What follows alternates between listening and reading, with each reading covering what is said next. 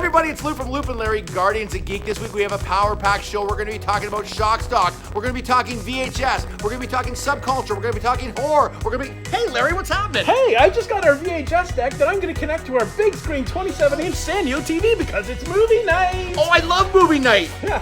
Hey, this video's not rewound. Hi, everyone. I'm Larry from Loop and Larry, Guardians of Geek. Just reminding you that before you return your video to the video store, please rewind. It's just common courtesy. Be kind and rewind.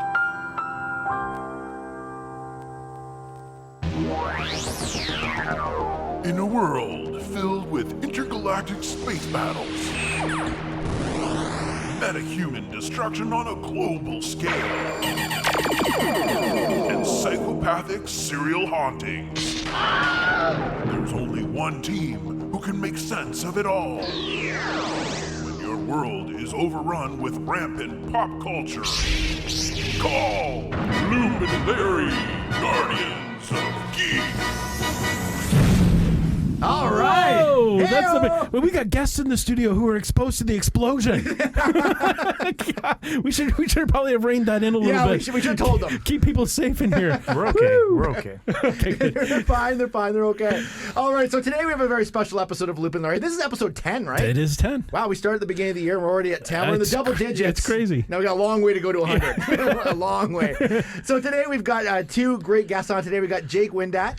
How you doing? How you doing? I'm doing fine. We got James Bielkowski. How are you doing? Good. What's going on, guys? We're doing great. We got you guys are from Shock Stock, which is Canada's original and best horror weekend. That's right. Or as we like to call it, the Spooky pop culture weekend. Spooky pop culture weekend. So we wanted to have you guys on because I think what you guys do is really cool. And if London had like a pop culture scene and an underground sort of scene, I think you guys, to me, developed it because there wasn't really one unless you guys were here. Because when I first started, when I was in London and I do a lot of theater and stuff, which is sort of a subculture of London, but then you guys are doing something so cool. Can you guys tell me some about your beginnings and a little bit about Vagrancy Films? Okay, well, yeah, sure. Vagrancy Films was like it started in '92 as like a mail order company. I used to sell like videos in the mail. And then I had like a hiatus for a while, and then a buddy of mine, who unfortunately is no longer with us, we had this idea around 2006. Like we were walking around downtown and saw these like dilapidated movie theaters, and we're like, man, it was so cool in London growing up. Like I used to see all these movies in the London Free Press that I was too young to see, and like, wouldn't it be cool to watch them in the theatrical setting? And that's kind of where the idea started. So we just like rented out a movie theater. It was the Rainbow in those days. We got an old beat up 35 millimeter print.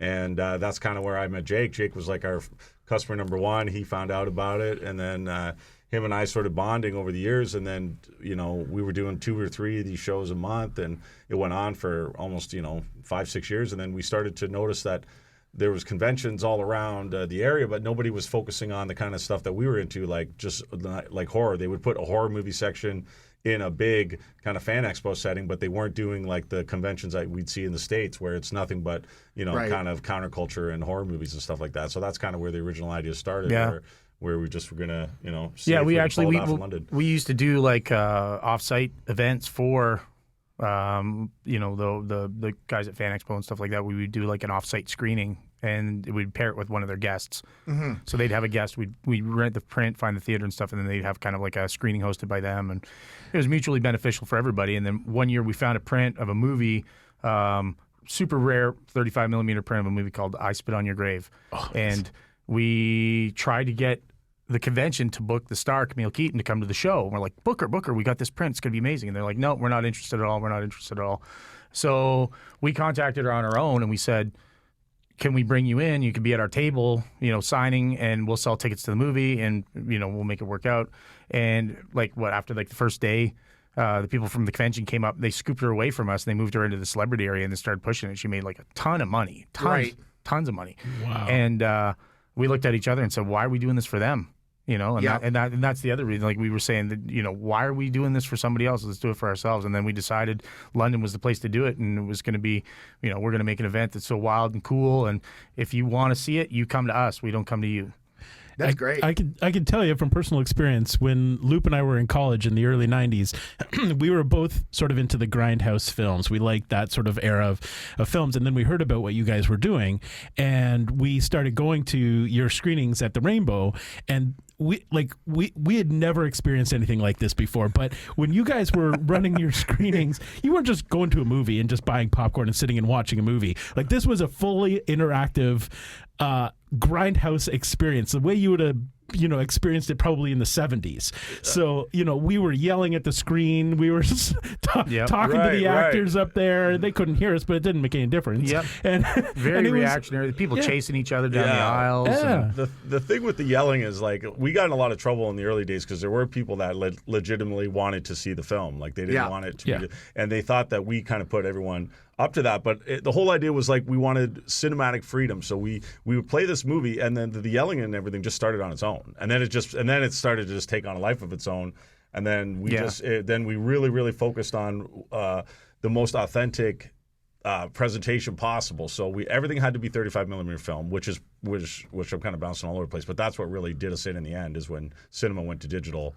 That's when it was more of that, kind of took the air out of the sails, more so than us not having interest in it anymore. It's just we couldn't do the show that we wanted to do with digital. We had to do it on film. Yeah. So as you guys would probably know, the film would break sometimes. Because you're playing some hot dog ad from a drive-in theater from like 1965, and like, there's like virtually no color left into it, and the projectionist, I would just like show up with like this giant tiger bag full of these trailers and clips and like go, you got to make sense out of this, because like we had no way to screen this stuff. I'm getting these trailers from all over the world from collectors. And then sometimes Lee, the wizard, the guy up in the booth, we called him Lee the Wizard because he did some crazy, amazing stuff. But I mean, like, there was some times where he didn't know what he was doing. He put the film on backwards, so he'd be playing upside down. Or but I feel like that's exactly what you would have gotten in the theaters in the 70s. Exactly. Like, out of order. Oh my God, you'd be seeing people that were dead and then they were alive, and you were like, you're like, what is going on here? Yeah. Specific frames were missing because they contained content that people wanted. We played a movie, and when I got the print in the mail, it was missing a reel, so we just took a reel from another movie and put it on. And nobody noticed. Nobody noticed. And if you haven't ever experienced this before, it might sound kind of ridiculous. Like you want to watch a movie, so you want to see the whole story, you want to see the movie. But trust me when I tell you that this is the most fun way to watch these B level or C level movies, is to go and just enjoy the fact that it doesn't make any sense. Right. Yeah, and they're so funny, and they're not in order. And I mean, you mentioned the trailers. The trailers themselves. That was my favorite part, I think, the trailers. Sometimes they would go on for 45 minutes. They just go on and on and on. Yeah, the collection was insane. Over a period of time, we've been lucky where we've managed to archive a lot of that stuff digitally. And but we don't. We didn't preserve it in terms of like trying to color correct it, and those of know what the story is there. But it's just we have hours and hours of this stuff archived on hard drives, so we kind of have our own little Vagrancy party when we want in the living room. We can kind of relive that stuff, and then because it's going to go and rot away eventually. So it's hopefully that Is there like a culture, like you guys have this stuff digitized? Is there like a culture of this, like around the world or North America, like, or are you guys sort of doing this on your own and going out and creating these libraries of stuff? No matter what you're into, you always find like-minded people. And you know what? Like, just the passion that we had for this stuff is what connected us, even going into when we started running the events, running Shockstock, that's what connected us with some people. Like in 2013, we managed to find a guy in Sweden that was into the film stuff, and he did a lot of the same stuff that we did over there. And he got us in touch with Christina Lindberg. Yeah, and we had her as a guest. And and Vagrancy, we did a good job of getting the name out there. So even if you didn't know us personally, the name had some sort of credibility in the film. So people weren't as hesitant to call you back, and we got a lot of return calls because they've heard the name over the years in the cinematic circle, right? So it was, and we'd have to sometimes borrow prints from people and other collectors and everything else like that. So you kind of got to be straight up and crazy at the same time, and so it helped us build a reputation. Another funny story, actually. We borrowed a print of a film, a kung fu movie called Robotrix, and We wanted It was like to a spice it up. cyborg Terminator It was like movie. a cyborg Terminator movie. Fantastic. but We spliced some, let's say, questionable clips in between the reels. Yeah. Lee did. I didn't know. I was in the giant tiger bag. I didn't know. I didn't know it was on in the the middle of the film. It would cut to other stuff. Right.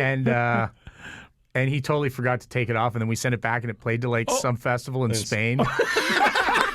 So we always to this day wonder if like our edit of the movie got like screened at some prestigious standing festival. ovation. A Yes. standing ovation. I guarantee you that's probably been bootlegged 1,000 times probably now. was, yeah. God, that's But funny. it was from another movie, but the clips were pretty seamless. They were Like pretty simple. other, It was other like, people, the like, content was like it looked like a dream ooh. sequence because they kind of would fade out and then it would go. And then How did you guys pick the movies like that you guys would screen? Like, because you guys must have a wealth of movies in your head of different things and probably a ton of research. And also, how did you find these like reels of these trailers and? Yeah, it's hard because like there's movies that we just couldn't find, and then once we kind of sometimes they were a fortune, right? So some of these movies you'd play some Italian Mario Bava movie, and the guy like the producer would want like this ridiculous amount of money, and we do the math, we'd never break even. So we try to focus on stuff that we knew would kind of make the audience happy, and we kind of took our own knowledge of cinema as that. We knew most of the people hadn't seen the film, but because they've been to other films in the past that we did, we were pretty confident that they'd enjoy themselves. Yeah. You know, And we used to go on, like, you can check out the Ontario Film Board back in the day. You used to be able to check the theatrical, like, listings for everything, and you can see, like, there's some films that, there were no rights holders in Canada because they never screened theatrically in Canada. So those ones, at the time, I guess, were fair game, right? Yeah. So. And so how would you find them? Like, how would you find the physical reels? We would do lots of crazy stuff. Literally capers. Like we've done everything from driving into a guy's garage. Capers. And, We were walking down the street. I can't remember where we were. We're walking down the street in Toronto, and this truck pulls up beside us, pickup truck. And the guy rolls down the window and goes, "You, James?" And he goes, "Yeah." And then the guy hands a garbage bag full of film out the window and he throws it down. It was a guy I had talked to for about 4 years, and then finally it all came together, and I never even got. I didn't even know what was going to happen. He was a guy apparently that installed sound systems in movie theaters, and he had found a bunch of clips from movies behind the screen in some cinema in Toronto. And then he had found out about what we did, and he's like, "Well, I can't use this stuff, but I know you guys probably can." So with some stuff we were getting for free, we'd pay for it. Some of this stuff we, when the business was good, we paid a fortune for some of this stuff, and then you got to lowball it later on. But the collector's market on film is actually it's pretty interesting. You can, people are willing to. Sometimes we would rent the movies from the studios, and then they just never asked for them back. Really? Yeah, which is pretty much kept the how, reels? and that actually happens. Closer More, to that's the end, where all it the was- trailers come from. Yeah. Because when you get a trailer, and I was around the rainbow enough in those days that I would see all the new trailers come in, and they would have documentation that would say like, this trailer must be returned. But because there's a onslaught of new titles every week, that nobody's shipping the trailers back. So they Right. keep it in a box for 6 months in case somebody asks. But then after that, we just start ransacking through all the trailers, and then and that's how collectors end up with a lot of these 35 millimeter prints, because there's one film, I won't say the name, but literally we were the first guys to ask for it since like '82 when it played. They knew that, and then I kept it in my office for like a year and a half, and then they never asked for it back, so I just sold it. Oh, that's wild. That's amazing. Sold it for good money too.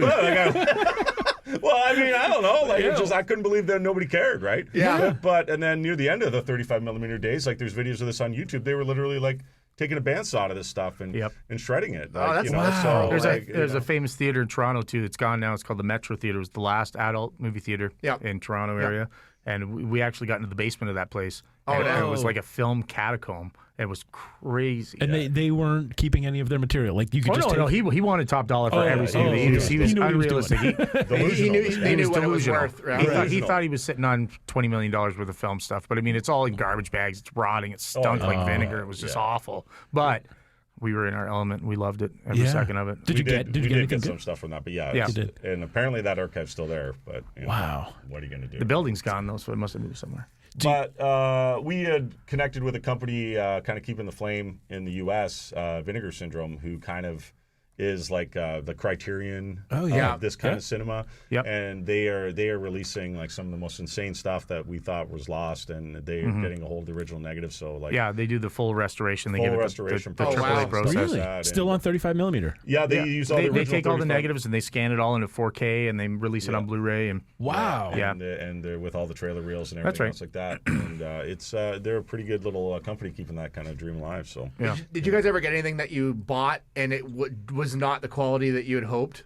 Like you were like, oh my god, this is like awful. as long as it would run, that was One time we played a movie, and I remember it was Bill Lustig's Maniac. That was horrible. That was a terrible night. The print was cut, Like censored. like beyond- censored. Oh, censored. So bad. right at the beginning of the movie, I don't know if you're familiar, but right at the beginning of the movie, there's like a clip that's like, bam. So then we're sitting in the theater, we sit down, the lights go down, the movie starts playing, and then as soon as we saw that wasn't there, we kind of like backed out, and we like hung out in the lobby of the theater for the rest of the night. We're like, I'm not going back in there. Yeah, we didn't know what was going to happen. Because that's kind of like the opposite of the Grindhouse experience. Like Yeah. you want those Maybe things. it was the guys that you sent the other film to that you added the Yeah, stuff to. yeah. They're Yeah. like, Yeah. okay, Send we'll you get it back. back. We'll send you that. The danger of that with getting films, especially from Ontario in those days, Ontario was the worst censorship in the 70s and Oh, early really? 80s. Everything was cut. Like that's why we were talking with this catacomb of film in Toronto. That's what I would keep on saying to this guy, going like, this stuff that you have, yeah, it's gold, but it's the Ontario release. Like it's not the version that's like the worldwide uncut. Like you're playing this Italian horror movie. And also like on top of that, like back in the day, even the late 70s, early 80s, is they would give a lot of freedom to the theaters as well and be like, if there's something, you preview this movie, and if you don't like something, you cut it out. Like if you don't think your audience can handle it, you censor it yourself. And guys would Really? literally chopping parts out of movies. And So just like the projectionist would just decide he didn't like a scene. I can feel and would just- directors he's watching rolling with the over in manager their of the grave. theater. And, yeah, just cut it out. Cut it Really? out. Yeah. That's So- crazy. Huh, well, that explains why why sort of, I guess, Grindhouse started. Is because you got all these chopped up movies that weren't making sense and scenes that didn't go with Right. scenes. And some people, and then there was other theaters, like the low-end theater chains, that just wouldn't care. Yeah. And they just throw it on. They just play whatever. Yeah, that's awesome. Yeah, and some of these movies, they were only striking like 12 prints.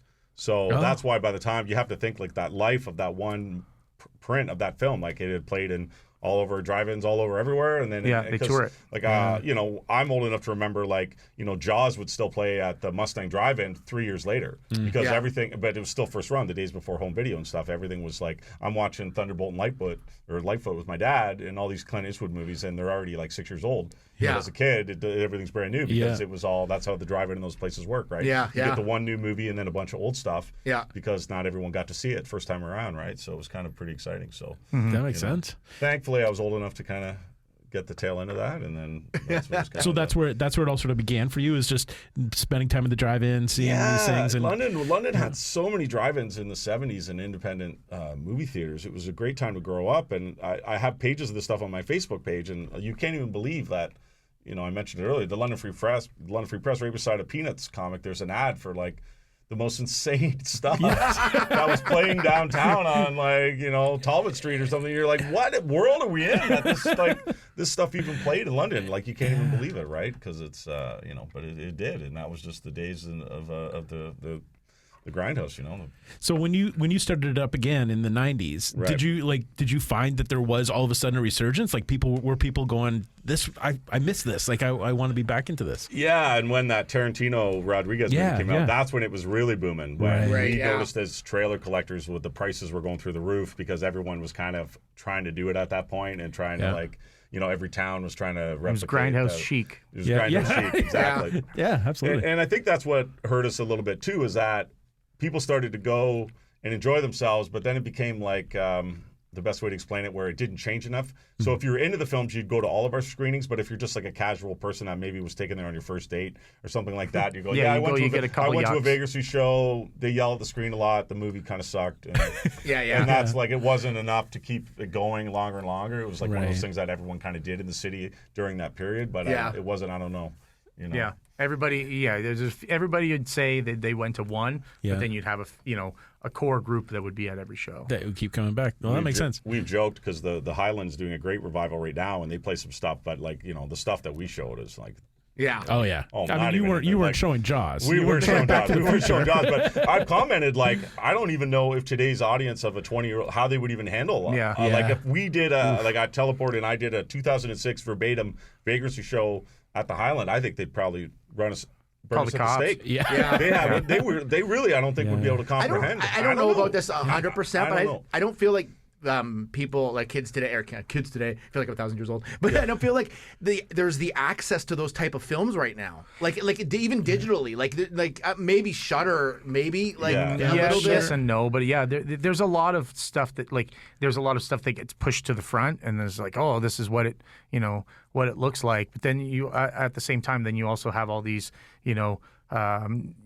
news companies that are talking about how bad all that stuff was, and they look at the negative of it. You know what I mean? Oh, this movie was ruined for me because of the language that they used, or somebody did a joke in this movie that was in poor taste, so now they can't appreciate it. But I mean, like, you have to understand that this came from a time of full creative freedom. Yeah. And it's not, none of those are attacks on anyone. Nothing is meant to hurt anyone. It's just when you didn't have so many safety regulations on the roller coasters, they were a lot more fun too. Yeah. Yeah, no, that's a good way to say But it. I mean, it really is. It's a slice of film history. Yeah. Like, this is a period of film. I mean, like, film existed long before these sorts of movies were made, and it still exists now. This was a definite period of history. Like, it's a shame that people aren't still embracing this, because as People still radical, are. Like, I mean, but again, not like, to that. not on Maybe the not to level, that. I it's think. not on the Yeah. same level. No, I mean, you do have like places like Shout Factory that's is still cranking out like Blu-ray versions of these sort of grindhouse films, which is nice. I mean, there are legitimate places you can go and buy these things, but you're not getting the same experience when you put a Blu-ray, a cleaned version with no scratches and pops, Right, exactly. into your Blu-ray player onto your LCD TV. You got to me, it's a theater it experience. is, and that's what made it so great. yeah, and the grimier the theater, the better. Like, if you we went to one in Toronto. It may have been one that you hosted. I can't remember. And I think it was it the Bloor Street Theater? I don't even remember exactly what theater it was. We walked in. We did stuff at the Bloor. Yeah. Okay, it's probably one. I know it was one of yours, but I don't remember which one. Yeah, and it might have been Zombie or Zombie 2. Was it City of the Living Dead? That was at the Metro. That was at the Metro. No, I don't think. I think it was That was Zombie the one or where the guy Zombie was 2. pouring the bleach down the aisle. He's walking down the aisles with 2 jugs of bleach, and he's just dumping it Like a guy who worked there? The to thing- get rid of theater the smells so awful bad, smells. That's what I was just going to say. This theater we walked into, as soon as we walked in, it smelled like a urinal. Yeah, the whole place. that may have been that show. And yeah. it might have been. And ordinarily, you'd walk into a place like that and be like, "Nope, I'm out. See ya." But you know what you're getting. Like, you know what you're going to watch It's the on the street. atmosphere. It adds It's to like- the- and it And adds the to the grimier element, it right. is, it's kind of the better the experience. And I there was a think- guy in the front row of that screening smoking a cigar, and the guy sitting behind him was like, "Hey, you're smoking a cigar in here. Can you put that out?" And he said, "You want me to put it out?" And he stuck it on the guy's leg. He put it out on his leg. That's sort of what it is. And then the guy though wrote this was the MySpace stage. He wrote a review. He loved it. He loved it. He 'Cause said, this was- guy put his cigar out on my leg. He goes, "I've never been treated like that." He goes, "The most amazing experience I ever had." It's so crazy. Yeah. Yeah, and it does. Like, it's not like when we're talking about this, anybody listening would be like, "Why would you do that?" Why would you do that? But it really, it's a cool. completely unique experience. Yeah. Like, it really for is. sure. Because you're also in a room with 100 other people who feel the same way. Exactly. So it's Right. not like you're there by yourself screaming and people are telling you to be quiet, and it's not like that. Everybody's there to experience what it was like back in the 70s when legitimate theaters smelled like that and ran cut up prints because they didn't know any better. That's right. Yeah, that's right. So, Well, talking about like-minded people, let's talk a little bit about Shock Stock. Yeah. Yes. Because this is a place where all those type of people come together. Right. I've been to quite a few of them, and it's definitely a scene. Let's put it Yeah. that way. No, yeah, it's you know what, all this crazy stuff that we've been talking about that happened at these screenings. This happens all weekend at Shock Stock, so it's definitely. But again, like, it's all from a place of love. Everyone there is just happy to be there, happy to be around like-minded people, and it's a fun, wild, crazy time. We've got tons of vendors. You meet celebrities, get autographs, photos. And then we've got screenings happening all weekend long as well. And both, some independent movies, new stuff, and then we've, this year we've got a classic grindhouse style screening as well. That's awesome. How'd It's you guys- playing right on film. We got actual. Oh, that's awesome. fantastic. How did you guys start Shock Stock? Because it seems like something that's like it'd be a bit risky to start. Like, Yeah, I mean, well, it goes into two things. One, one was what we discussed before about doing the show in Toronto and then looking at ourselves and going, why are we booking a guest for another show and they're making all the profit off it? They're making a ton off of this. Yeah. You know, we could be doing this for ourselves. So then we kind of looked into it and we hummed and hawed. And then a good friend of ours who's kind of like a silent partner, and he's one of the judges for the festival and stuff, which is Bob Larson from Bob's Ultimate Meats. And Bob's Ultimate Meats. Yeah. He messaged us and he was like, hey, I was talking to this guy and he wants to do a horror convention at Gibraltar, and we know the guy, and he's a terrible, terrible human being and a con man. I'm not even kidding you. And he was like, you know, he's having a meeting with No, you got to be clear. No one at Gibraltar. The person that was trying to organize the person that was trying to organize. He's trying, and then he's saying, I want to do this show at Gibraltar. If you guys will give me, I think it was $15,000 or something. Yeah, give me $15,000, and I'm going to do this big convention. And I'm from Toronto, and I worked with all the best in Toronto. Right. And we said, dude, don't do that. I said, we could do it for $1,000. It doesn't take $15,000. You just got to, he's taking you for a ride. And then he said, okay, and then he gave us $1,000, and we didn't know what to do after that. So what we did do is we paid a deposit on a venue, and then we had a place, we had a date, and then we went with it. We had used our contacts. We talked to all the people because we used to go to all these shows in Toronto, and we talked to all of them and said, hey, you guys want to get on board? We're going to try something risky. And, it's the same thing. Everybody was there for the same reason. And so they all said, yeah, let's give it a shot. And the first year, was rocky road, but everything went off without a hitch, and doing it ever since. We're getting close to 10 years. 10 years. And do you do it more than once a year? We do it once a year as the actual event, and then off and on we'll end up doing like a small version inside the Comic-Con in the fall. Right. So yeah. And so tell us about this year's. Who do you have coming? This year at Shockstock, we've got a veritable smorgasbord of guests,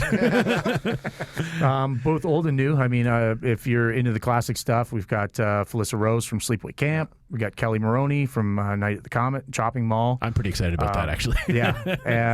We got Joe Bob Briggs, who is huge on Shudder huge right on now. Shudder right now, and he's kind of made his living kind of doing what we were talking about too, where he was a horror movie host on TV, hosted movies, and he kind of not screaming in front of the screen, but he would interject at breaks and he would talk about the film and kind of rib on stuff a little bit, and that's making a comeback. So he's actually hosting a screening just like that. Oh, wow. At Shockstock. We're bringing in a film print, and he's going to do that on Saturday night. That's really cool. So that's really cool. As well, we've got Tim Capello, which is the saxophone player, sexy sax man from Lost Boys. That's right. And he's going to be playing the sax. Tim has been insane. Yeah, really. Everybody loves that guy. Everybody. Like I got a 17-year-old daughter who's like that's like the biggest guest. She's losing her mind. And he's going to play. He's playing all the way. He's playing on Saturday night. For new horror fans, like we try to kind of diversify things. So anybody who's into the new school of stuff, we also have David Howard Thornton, who plays Art the Clown in the new horror hit. I don't know if you've seen it. It's on Netflix now. Terrifier, which is like incredible. It's an incredible movie, and he's kind of like the next horror icon. This generation kind of didn't have a horror identity like that. He's got a personality, and the guy doesn't speak in the movie, which is even crazier. He's like the new Michael Myers. Yes. Yeah, I exactly. totally feel like. But he's amped up. He's Michael Myers for a new generation. So he's coming, as well as Damien Leone, the director of the movie, is coming. And they're coming down for the weekend. They're going to hang out with people. They got a Q&A. Damien's going to be doing a special makeup effects demo that you can buy tickets for on Saturday morning, where he's actually going to put David into the full Art the Clown costume. Oh, wow. And then the two of them are going into the photo op room, and you can actually get your picture taken with awesome. Art the Clown in full makeup. Yeah. So that's pretty amazing. It'll be terrifying. We got like various backgrounds of the film that you can kind of interact with them in. So that's right. And then we also to keep going, if there's fans of music and horror films, and the genre kind of all mixes together. So we actually got coming in from the metal horror group Guar, the metal group. Yeah. We've got the manager, Sleazy P. Martini, who's a huge character. Will he be in full? He's going to be he's going to be there. So you can meet Sleazy P, and you can talk about the glory days of Guar and how they killed people on stage and all that stuff. So it all meshes in. He's doing a costuming workshop as well. Oh, nice. So you can learn how they build that stuff. Super cool. And then lots of indie guys. We've got Bill Zabub, indie director. We've got Putrid Matt Carr. He's an artist that works in Deep Red Magazine and heavy metal covers. Who else we got? Michael Maggott's coming. The girls from the Witchfinger horror podcast are going to be there, and they're very popular. They're doing a special show on Friday night, and Maurizio from Goblin. He's kind of here. Oh, yeah. He's one of our best. He's our best bud, but he's actually going to jam with us on Saturday night too. Oh, Just cool. for people who haven't heard, explain who Goblin is. A Goblin is like a progressive rock band that started in the mid-'70s. They primarily known for doing soundtracks to horror movies. They did Dawn of the Dead. Is probably the most well-known, and the Dario Argento soundtracks. They were most associated with him in the 70s as well. So like Suspiria, did they do Suspiria, Deep Red, and all Yeah. those ones Oh, like wow, that. that's cool. And they're still active to this day. They actually got a new album. That's coming out. Yep. And he's bringing a few copies of the new album that is exclusive to Canada, actually. Wow, that's the first I heard of that. I'll be swiping that up myself. Vinyl's red hot right now. It is. That is awesome. And you've got like traditional Comic-Con, you've got vendors and people can purchase and Tons of posters and all kinds of swag and stuff like that. Absolutely, and some of the most unique and original stuff. Like, I mean, again, like, not knocking on, all these Comic-Con guys, but like the horror vendors and the horror artists, they always, I don't want to say that they have something to prove, but they really stand out. Like, they really go the extra mile because, horror in the melting pot of pop culture is always the underdog. Right. So these guys really bring out they're super talented, and these people really pull out all the stops. And, and I stress this enough whenever I'm on, radio shows or talking to people, is you don't need to be a fan of like blood and guts and like scary movies and stuff to come and enjoy the show, just because you get to see a different perspective on things. It might be a dark perspective, but it's just extremely unique, super talented, and, amazing stuff. Do you find now with the resurgence of like Stephen King reboots, like It and Pet Sematary, that the horror genre is becoming more popular? Like, people are sort of embracing it more than ever before? I'd like to hope so. Yeah, it definitely goes through peaks and valleys, but I would say right now we're at a peak. It's definitely right. Oh yeah, exactly. You're definitely seeing horror movies taking the top spot on the box office and stuff. In between,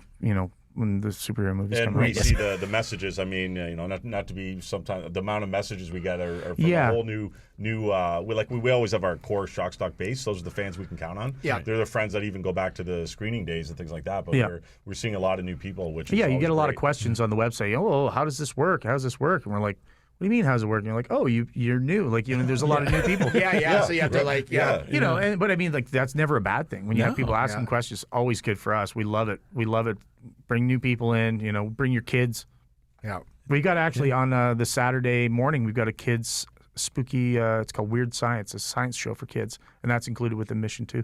And that's what's cool about this show, is that it's not, I mean, it is sort of subculture and horror, but it's not for hardcore horror and graphic horror fans. It's literally for family. I mean, you welcome kids in. I mean, it's not. It's fun. Yeah. I mean, some of the screenings aren't appropriate for kids, but I mean, a parent can say, okay, we're not going to go to that movie, or don't look at the stuff on this table. Like, it's not, it's all within the parent's power. They let the kid hold the remote when they're on the Rogers box. Like, The one thing I think is really cool about this, because you used to do it at Centennial Hall, and I know you guys always did stuff at night and around, like as a festival. But I love how you have it's in a hotel. It's at the Ramada, right? And I'm glad you mentioned that. Yeah, and you guys, it's like an all night party.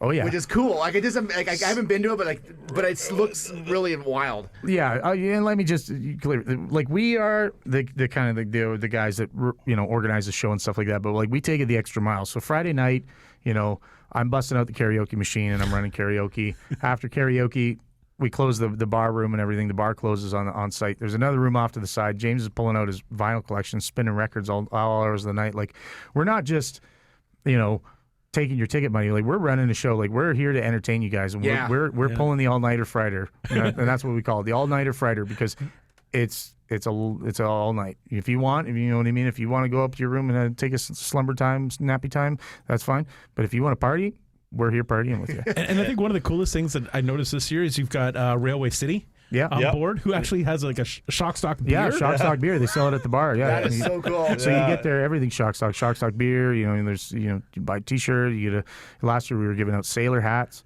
Everybody was walking around wearing sailor hats. That's right. The hotel being on board is like the most important thing now, because like, it's funny. Ironically, we looked at the Ramada when we did show number 1. Yeah. And I was like, no, this is too small. We're gonna sell out the Rogers Skydome. We're gonna be good. Dream big. You gotta after dream that big. humbling first year, we realized like no. And then we stayed downtown because everyone wanted to stay downtown. And what started happening is, for whatever reason, we'd always try to do it in the spring because you don't want to ever risk the winter, especially when you're transporting guests and things like that. Yeah. That's like flight cancellation nightmare. And you can't go too far into the summer because there's other shows. And then that's what we started encountering. We started to go head-to-head with some event that's in downtown at the same time, and unfortunately it was They hindering closed the our roads access off, on how Which to I don't get- think even exists anymore. Well, now the roads are kind of always in that. But Yeah. so we decided to, and Get out of reluctantly downtown. so, Yeah, to go out to the highway because some people complain a lot that we're in London and it's so easy just to bop off the 401 and be right there. Right. We kind of lost, unfortunately, that Richmond Road vibe that the guests like. But once we had everyone at the hotel was kind of there, like You created your own vibe. me too, being like one of the promoters, like I always would joke I would spend 10 minutes at Shockstock because I was constantly involved with the celebrity aspect of everything. And it's like somebody needs something back here, and I'm constantly like a figure 8 driving around all day long. And now, Oh, you mean you're working? totally working? Oh, that's what it's called. But Okay. yeah, but you don't. But once now they're in the building, I'm kind of like. Yep. My hands are clean. Yeah, like, exactly. When that's everything all- you need is down the hall, it's way better. It's probably easier too for people traveling like from the States or from 100%. Toronto, come right off the 401. A million free parking and they can spots. stay And there's a there. McDonald's right there too. Yeah. Well, there's a restaurant right in the hotel as well. Yeah, and they can stay there. Like, Yeah, you can stay there. don't have- We actually made it super easy because now what you can do is you can actually buy a package online where you book your hotel room right through us through the convention. And it includes your passes, it includes your 2-night stay, and it's one price. It's a little it's cheaper than if you were booking it online through the hotel. So you save money, and it makes it super easy. And then also that we know that everybody that's coming into the hotel that weekend is there for the right reasons. They're there for the party because you don't want any surprise people. You don't want any kids soccer team showing up and down the hall. Because that's not a good scene. It's not going to happen. Yeah. So which does happen now in other shows that we've been going to as well. we've been going so. to other shows, and they're like, "Oh, it's quiet time now because there's there's a wedding party down the hall. And they're trying to sleep, and you're like, not happening." So the Ramada's been fantastic. Yeah, That's awesome. And how do you guys pick your guests for these shows? Because there are some guests where I'm like, how would you even think of this person? Like, where did this person come from? Yeah, I mean, part of it is just availability. You know what I mean? We always put the feelers out. We say, oh, so-and-so around, so-and-so around. We listen to the fans a lot. As we were saying with Tim Capello from Lost Boys, a lot of fans were asking for him. Because you don't see him at too many shows. Yeah. And that's another thing we like to do is to get guests that aren't frequent at other shows. You know what I mean? Like, as much as it's great to get, the same, we got my Freddy Krueger every year, Freddy Krueger. And then there's places in the States that do that, the same guests every year. And they're huge guests and they pull a big crowd. But at the same time, like, I don't think London can maintain that. I don't think Canada can maintain that. Right. We don't have that giant demographic to pool into. So we try to keep it fresh. We keep looking for guests that, again, aren't available elsewhere, guests that, are such an interesting or rare appearance that people will come from out of the area to come see them. You know what I mean? Like, and that's what we do. And a little bit is our own personal tastes. But also, too, it's important to, we've worked with some people that kind of hurt us a little bit because you have this perception of what they're like. I won't name names, but after the weekend's done, you're like, oh, I'm glad that wasn't what I thought it was going to be like. Yeah, right. And I've been doing it long enough now to pretty much gauge what a guest is going to be like within 5 minutes. And we've got a guest, Felissa Rose from Sleepaway Camp. She's been at our show, 3-4 times? This is probably her fourth time. Fourth time. Yeah. And she is like an ambassador for us where she'll actually go, who's going to come down and have fun? So-and-so and so-and-so. Let's get them on board. And we trust her judgment. And she'll talk to her friends and go out to other shows and go, this show in Canada, Shockstock, is the best. You got to come down to this show. And then they come to us and they go, hey, we heard you got a really good show. Yeah, and that is true. We do get contacted more throughout the year. Like, we're constantly contacted by managers and celebrities that that hear about us. That want us to book their guests for the show. So that's cool. So that gets easier as it goes along. Yeah. Where you guys have been around for long enough too that people, 10 years in. Yeah, exactly. Yeah. And we always keep on our promises. Like, we aren't shady. We aren't pulling anything back on people. You know what I mean? Like, yeah. Well, and plus, you guys are fans. Like Yeah. you're fans of this stuff, No, so you're exactly. going to want to treat the people who you want to see properly. Yeah, You know, exactly. so they'll keep coming back. And now there's other shows that you guys do research, obviously, and you go to others. Is there a show? Is it Cinema Wasteland? Is that what's called? Yeah, Yeah. Cinema Wasteland in You guys, Cleveland, Ohio. I always see you guys in the States drinking beer and like partying. I'm like, where Yeah, are that these was a guys now? show, In front of hot dog stands? I'm like, we what's going on?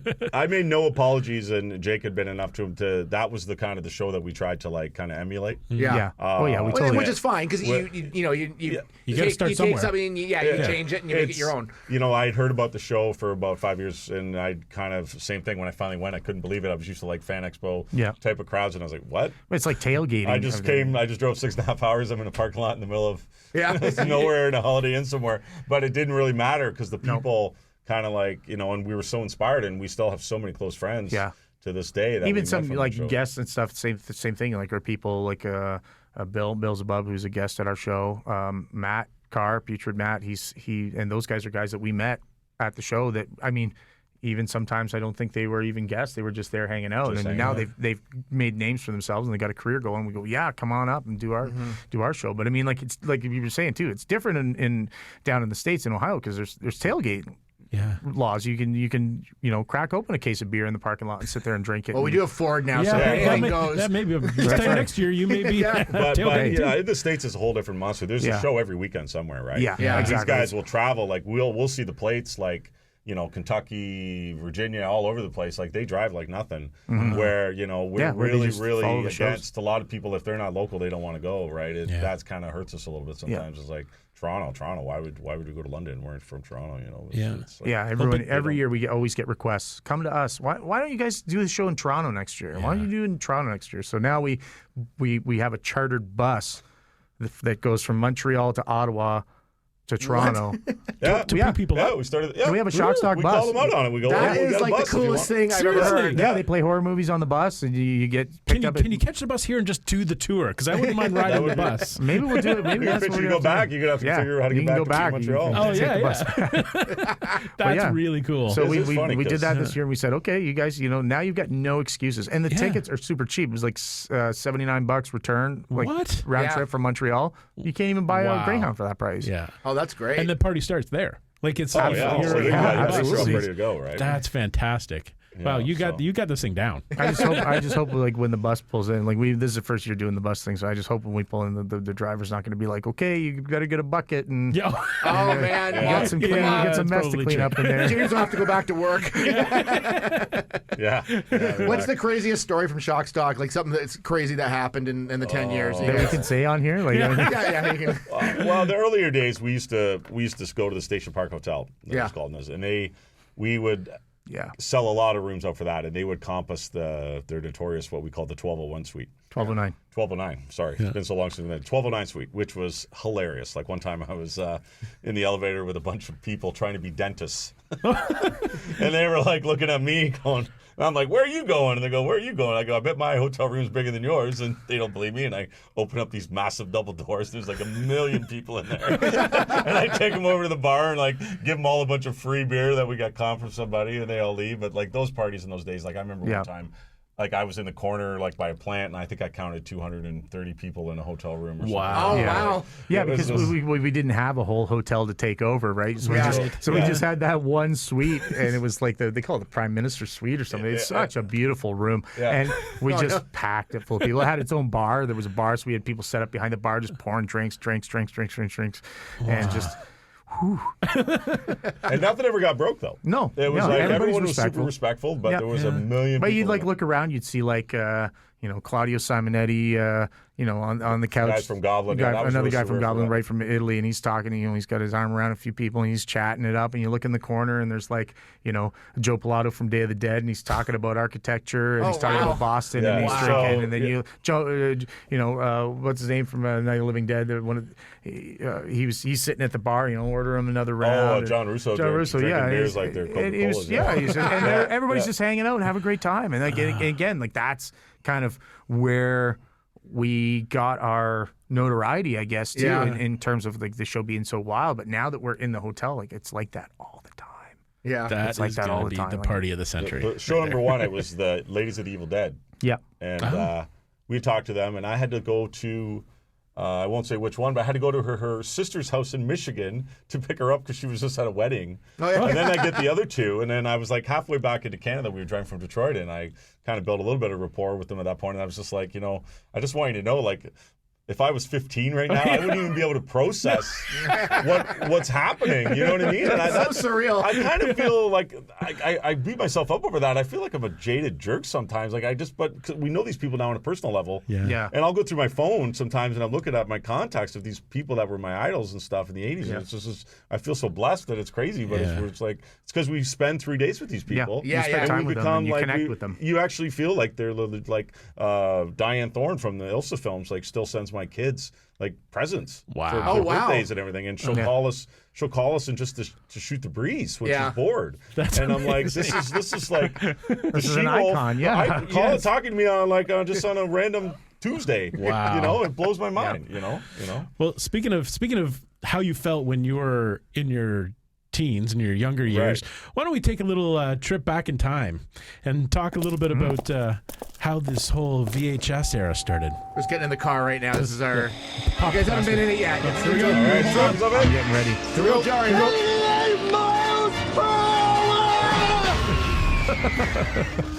It's a little nuclear, so we have to run away each time. Yep. Here we go. Just run. Jeez. There we go. Running back to the studio. Okay. These are high special effects we use here. Yeah. Wow. Needs fireworks. So we've gone back now to the early days of VHS, Right. when this whole thing kicked off for all of us in this room and probably most of you out there. Yep. When we were able to bring our favorite movies into our own homes and live our dreams in our living rooms. So we just wanted to talk a little bit about what that experience was like for us, because people nowadays, I mean, it's still there, but it's not the same. It's not. Spoiled. Yeah, it's Yeah, absolutely spoiled. It was definitely a game changer to actually watch movies and things in your own home, like at the time. And I remember my dad buying a $1,500 like top loading VHS player, because we were one of the first people I knew that had like a VHS player, because I don't know why he got into it really quickly. And you had to buy a membership to rent. It was like $100. $200 membership, and I think you got like a free movie. Yeah, you got the free movie. Yeah. It's true. I just remember renting the machine, and it came in the metal silver box, all wrapped up, and then you'd get every kid in the neighborhood coming to your house because you'd rent like some crazy horror movie, or I remember at the time renting Monty Python's Meaning of Life. Oh, Okay, yeah. so that'd be pretty edgy for Right. And all the 12-year-olds coming to our house and watching this. I don't think the parents understood what was going on. Nope, but it was just a movie. Yep, Parents Didn't didn't know. care. but it was like, that was a huge event. Oh, yeah. Monster. Yeah. It's a thing that I try to expose my children to, but no one will get it unless they live through it. I don't think Yeah. they'll But what were you guys like with the video store age? What was that to you guys? Well, I was single mom, raised by a single mom, my brother and I, so we didn't have a lot of money, so only the rich kids had the VCR. Right. But I went to Westmount in Saunders, and so when I was still in public school, Eaton's back in those days. Oh, yeah. Had a little kiosk of like 12 titles on it.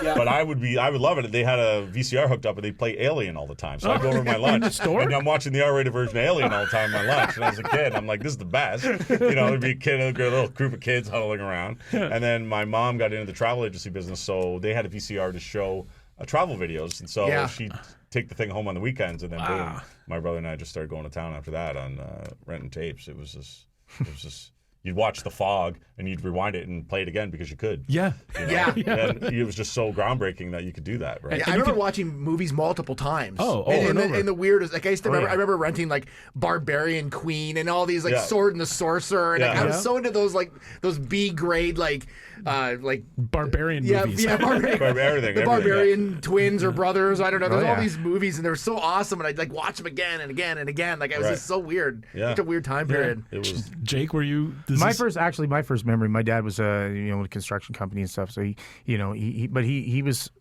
modest guy, and we weren't spoiled or anything like that. But on the weekends, he used to rent the Laserdisc player. Oh wow! yeah. And you had some big time entertainment there. well, yeah, we tried because he would. There was like a furniture store or something that he redid the furniture store, and part of the payment they give him like a 48-inch rear projection TV, which was like brand new at the time. Yeah, like, yeah. unheard of, right? So you get this crazy quality. So I remember he used to bring home the Laserdisc player, and one time I think it was First Blood Part 2, and my brother and I watched it like 3 times, like in a row, right? You just watch it, flip the disc, watch it, flip the disc, watch it. So something happened, and my brother like cracked the disc or something, and Rambo was all stuck, he was all jittering, and I still think about it and I still get a feeling in my stomach, like that pit in my stomach, like that fear. Yeah. When I think about that. But then that was the last time we ever had a Laserdisc player in the house. And then soon after, my dad got a VCR, and we started doing tapes. And my mom would order from the Columbia House. Oh God, don't even start. And she was like, what, you guys fill out whatever you want.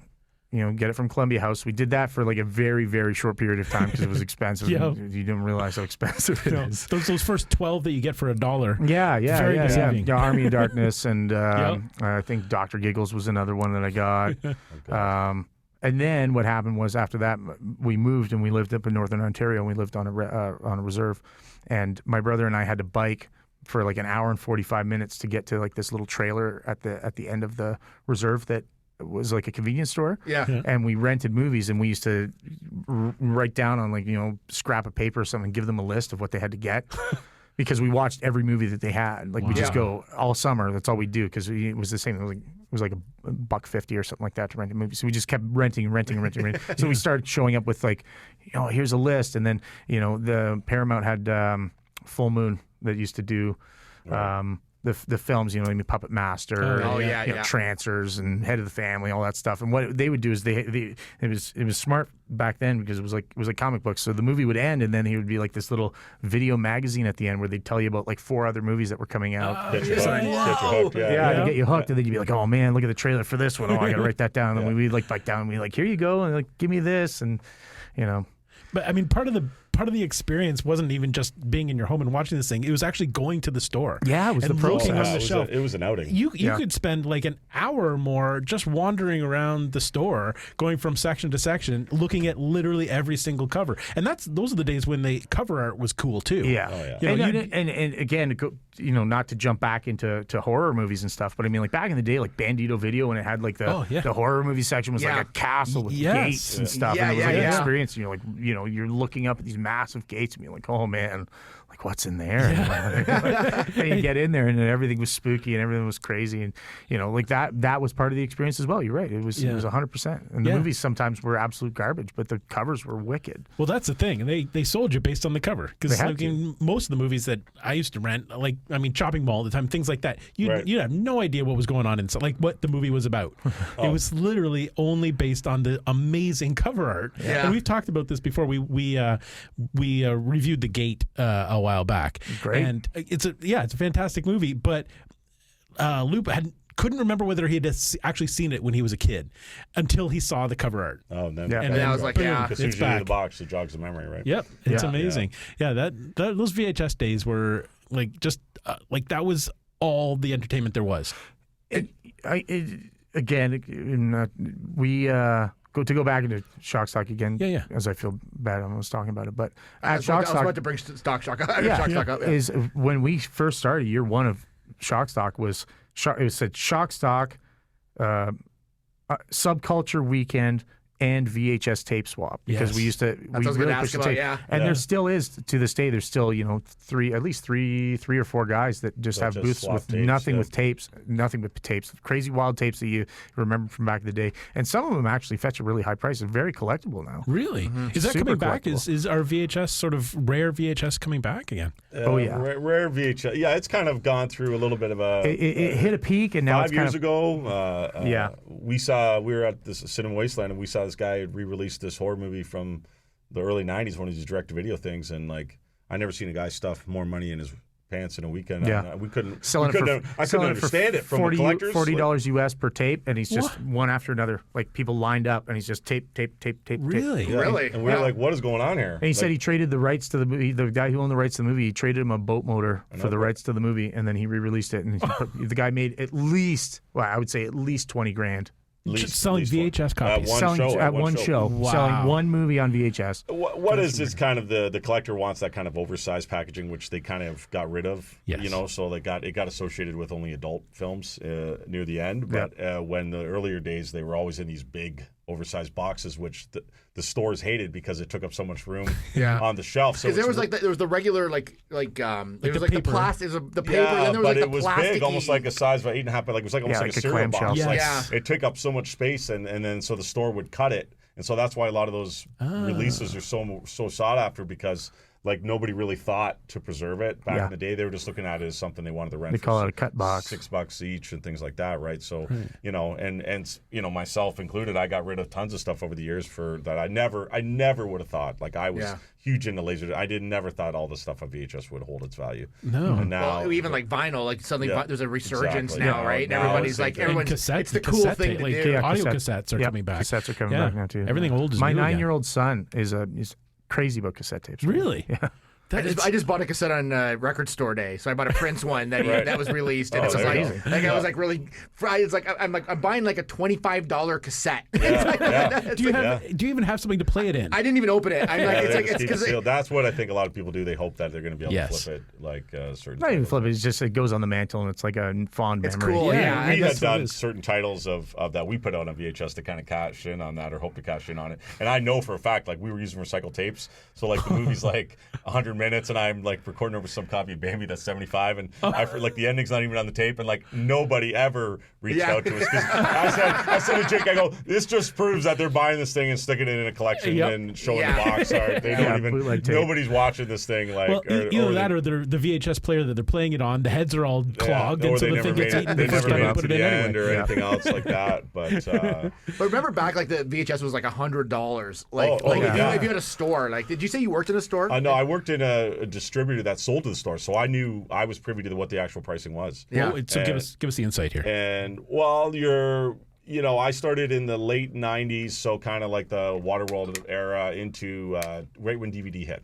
Okay. Right. Okay. Yep. We kind of got out of it because we had to. They wanted me to move to Toronto, and I had a young family at the time, and I wasn't going to move. But I got to see, how much those tapes went for, and some tapes would come out at what they called sell-through pricing, and those were usually the Disney titles, right? Or big, huge blockbusters and things like that. But they would stores were trying to get $24.95 for them, but they would take these titles and we could buy them in a 10-pack, and we would re-shrink wrap them and sell them to these mom and pop stores for $100. And when we bought them in packs, we were getting a price break from the studio. Right. And they would also throw in all the cool, we used to call them spiffs. And so I'd get like a Waterworld hoodie and that's something you want. a Paramount bag. But you get now that's that stuff. That's crazy collectible. No, for sure it is. I just laughed at the time. Jake mentioned Full Moon. When Full Moon had started, it was a subsidy of Paramount, and I was already known as this kind of crazy guy in my early 20s, and they go, well, we want you to be the Full Moon guy. And so every month, Full Moon would send me this thing that looked like a pizza box from Detroit, a little square slice, and I'd open it up, and there'd be an advanced copy of the movie. Oh, awesome! All the sell sheets with more of the trailers, like what Jake was saying, and then I'd get T-shirts and things like that. But again, I never thought, because again, you're like, what wife is going to put up with a husband stacking that stuff? But if I would have kept some of that stuff now, unsealed, I know I could have flipped it for, I see people selling fortune. I see people selling all the mugs that we used to get, and like I had a Fargo snow globe that you shook it, and there was a corpse in it with a, Fight Club soap, and it was a whole. Everything was video was a big business, and everyone always looked at it as like I could make a fast buck.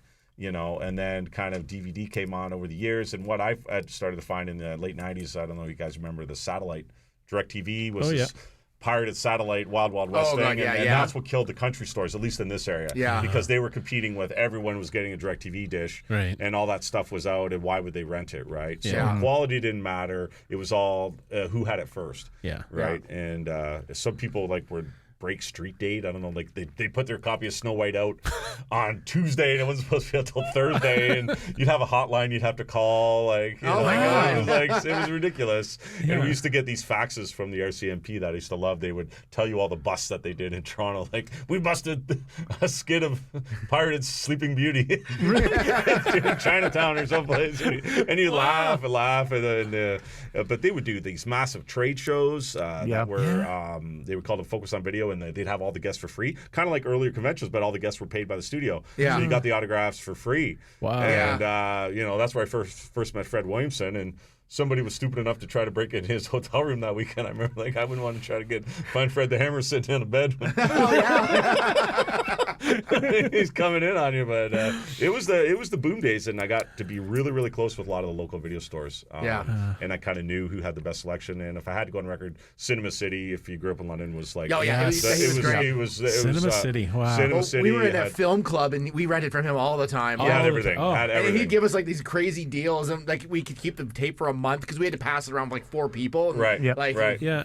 But he had everything. Had everything. Like, I don't even know where he kept. He had like 75,000 But he VHS. knew everything what he had. Yes, and where it was. I've stayed in touch with him over the years, and I believe he's still sitting on a lot of it. Is he really? Well, Well, he has was to. selling it on Amazon He for was a while. trying. He was Yes. selling a lot of it on Amazon, and kind of like what Jacob mentioned earlier with the film guys we talked to. Like, he knew what he paid for it and remembered it all vividly. Like, he would show me some of his receipts, and we'd have a joke like back in the day, and so that's why I don't think he could ever like sell the stuff for 30, 40 cents. Like, you know, you see Yeah. the flea You market. just look at it, yeah. It just was too much. Yeah, but you got to think, with the guy rented it for $4.99 like 700 times over the time. Oh, yeah. He had that computer, that old bucket computer, yes. there, and Yeah. you could tell, you could see how many times the tape went out at $5 per. Like, you Yeah. made your money's worth. Oh, yeah. It was a good time. I still love digging through because he had all of them stacked, like the boxes, Yeah. and all you could read was the spines, and you're Yeah. like, Yep. you're trying to go through and like, Like some walk of down them, the aisle sideways so you could read everything. yeah, some of them Yeah. would be behind them too, and you'd have to go behind them and look. And it was like it was so fun rummaging through that store. It was a rummaging store. I was sad to see that go. We actually shot a video in there before it Yeah. went. Oh, I remember that. Yeah. But London had a lot of great video stores and video. What was the one?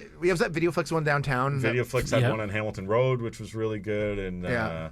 you know, even the first, like, I worked at Jumbo for a few years, and we were lucky to get all these movies from the States, and so I was really surprised. Yeah. Because they kind of went through the rating system, so like, because they were just buying stuff in bulk, and by that time in the business, the regulations were kind of a little more loose. You know, I don't think they were watching it as closely, but Right. and when it started, everything had to have a rating sticker on it and everything else like that. They kind of got rid of that stuff as the years went by, but it was an exciting time to see everything. It really was, and to be our age at that time was phenomenal. Like, Oh, yeah. you can't go back there. Like, there in London, there's still one Jumbo Video, and I Right. still love going there, and it still smells like popcorn when you Yep. go in. And you still, Popcorn. you Yeah. know, but I don't spend the same amount of time as I used to. No. You know, it's not the same. It's not quite the same experience. Like you said, they don't have a big castle where all the horror movies are, and then you have to go into this dark. It's not. You know, it's just not the same. But wow, the memories are so good. Yeah. One more of a funny story, which I was I think I was in high school, at least. I was older. But Bride of Chucky came out on video. Yeah. And I went to the store in Sturgeon Falls up north, and I said to the guy, I want to get a copy the day it comes out. I want a VHS tape. And the guy was like, it's $129, right? And I was like, can I get it early? And he's like, no, you get it on release date. And I was like, okay. So what I did, and later on, James and I, over bonding and friendship, I didn't know that it had a name, what I did. But it's called what is it called? Popping the cookies. Popping the cookies. Anybody ever pop the cookies? So what I would do is instead, I'm not going to pay $129 for this movie. Yeah. So I'd say, you know what? I'm just going to rent it. So I would rent it. You take it home. You hook 2 VCRs up. You tape the movie onto another tape, but then you pop the cookies, and you put the recorded version into the tape that you return. Whoa! then Wow. you got Okay. So then you keep the original tape. It looks like a blank tape, but they have the recorded version. The cookies. Are you talking about the little reels. It would tab? be Yeah, the film, you open it up, and you take the magnetic- VHS reels inside. The Oh, magnetic really? tape. Yeah, so the you like magnetic literally tape reel. disassemble the You cookies, open up the bottom of the pop tape. the middle out. You pop the two spools out, and you switch them. Wow. And then So you you take give the the store recorded. back. You give the store back the copy. Yeah, That you give the is store back your amazing. recorded copy, and then you keep the original. That is awesome. And that was the thing, because you would see, like, you probably now when we explain it, you'll remember a lot of the tapes had those like metal tags on the side that said "This is void." If we're, Yes. that was to try to prevent guys like us from. And, But who ever looked at those tabs anyways? Because when they were returning the movie at the end of the day, like they're just scanning it and throwing it in the nobody's like taking it and analyzing it. And you don't know if you closely. rent a movie and your kids are picking at the side of it in the car while you're taking it home and stuff like that. That is the coolest. Why didn't I know about this 30 years ago? I've never heard this before. Maybe we weren't hanging around the right I guess not. I still remember back in the day, like I don't know what this was for, but I remember putting tape, like Scotch tape, over something on the VHS. Yeah, you that's can pop the little record over it tab so you out. can record over it. Yeah. Oh, okay, that's what it was. so Like you I can remember record doing over that, it, and I'm like, now I can't remember so long ago that I did it. So But Yeah. because I worked in the industry, I had access to this certain type of screwdriver. They would put the middle screw was like some 3-prong thing that you couldn't get at Home Hardware, and I had one of those screwdrivers. So I'd open that thing up and like, I could get it. I always would brag. I could get in and get out and get that thing. Popping the cookies. And I learned it because I'd gone to a Blockbuster in the States, and they had all this stuff that wasn't out in Canada. So I had this big, bulky VHS camcorder that did playback. And then I rented the VCR, took it to my hotel room, rented all these movies, popped all the cookies, returned all the tapes back to wherever I rented it from in Michigan. And, That is fantastic. and this is why Blockbuster went out of business. And funny. And I don't want to make it sound like I do that all the time. It was just those certain titles. And what were we talking about? It was like They're that overcharging anyways, really. That one generation made you think you were watching And something. you'd have to be a real Exactly. purist to like pop it in and go, this looks like a second generation Yeah, tape. nobody- for sure. Yeah, because after it'd been rented a million times, like They all you look would like notice that. anyway. They all started looking They all look bad. like that. all the copies of Purple Rain had a dropout at that certain scene. Yep. You know, so it was the same. It was the same over and over. I can always blame you for that. That's right. Wow, if you had a good forehead VCR in those days. So I just wanted to once again thank you so much, guys, for being on the show. Tell Hey, me my when pleasure. Shock Stock is again It's this coming weekend, April 26th to 28th. at Ramada. At the Ramada Ramada Inn, Inn. London, and Ontario. if people want to get tickets or any information, where do they go? Just go to the door and we'll hook you up. Or you can go to shock-stock.com and get your info, and you can buy tickets in advance, save a couple bucks. Perfect. Love it. Thank you guys so much for being on the show, and we'll see you guys next time on Loop and Larry. Guardians of Geek. Guardians was of Geek. Sometimes I forget the name of the show. See you later. Bye. Produced by Matthew C. Loop and Lawrence Simner. A Loop and Larry production. Bueller, He likes it. Hey, Mikey. Bueller, Bad news. Fog is getting thicker. And Leon's getting larger. Inconceivable. Brian's right. It's an elf. Wax on. Does Barry Manilow know that you raid his wardrobe? oh Captain, my Captain. Life moves pretty fast. You don't stop and look around once in a while, you could miss it. Wax off.